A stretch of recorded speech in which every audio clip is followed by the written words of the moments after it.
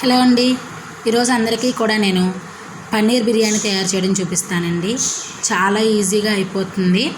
ముందుగా ఒక బాండీ పెట్టుకుని నూనె వేడి చేసుకోవాలండి. ఇందులో బిర్యానీ సామాన్లు వేసుకోవాలి, బిర్యానీ దినుసులు. అలాగే ఒక పెద్ద సైజు ఉల్లిపాయ కూడా కట్ చేసి వేయించుకోవాలి. ఇవి బాగా ఎర్రగా వేగాలండి. చాలా ఈజీగా అయిపోతుందండి, చాలా బాగుంటుంది కూడా టేస్ట్. అందరికీ బాగా నచ్చుతుంది. ఇప్పుడు ఇందులో ఒక టేబుల్ స్పూను అల్లం వెల్లుల్లి పేస్ట్ వేసుకోవాలి. దీన్ని కూడా బాగా వేయించుకున్న తర్వాత ఒక 5-6 పచ్చిమిర్చి ముక్కలు వేసుకోవాలండి. వేసుకుని లైట్గా రోస్ట్ చేస్తే సరిపోతుంది.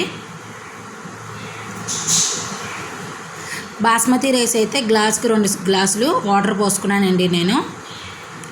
అలాగే రుచికి సరిపడా సాల్ట్ వేసుకోవాలి.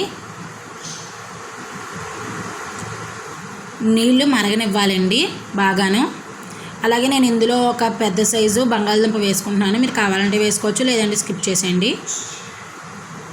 నీళ్ళు బాగా మరుగుతుండగా ముందుగా కడిగి పెట్టుకున్న బాస్మతి రైస్ అండి ఇది.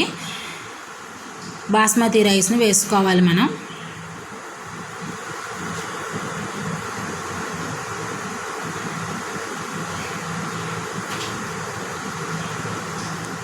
అలాగే ఒక 50 గ్రామ్స్ ఉండేలాగా పన్నీర్ ముక్కలు వేసుకోవాలండి. ఎక్కువ కలపద్దు, ఎక్కువ కలిపితే పన్నీరు ముక్క అయిపోతుందండి.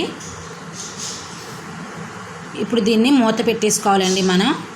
మీరు ప్రెషర్ కుక్కర్ మీద అయితే ఒక 2 విజిల్స్ వచ్చే వరకు ఉంచుకోండి. నేను నార్మల్గా చేస్తున్నాను కాబట్టి మూత పెట్టుకున్నాను అంతే.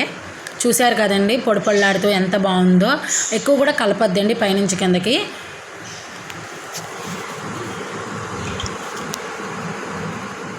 చాలా ఫాస్ట్గా అయిపోతుందండి, చాలా టేస్టీగా ఉంటుంది. పిల్లలు పెద్దలు కూడా లంచ్ బాక్స్కైనా దేనికైనా బాగుంటుంది. ట్రై చేయండి కంపల్సరీ. Thank you.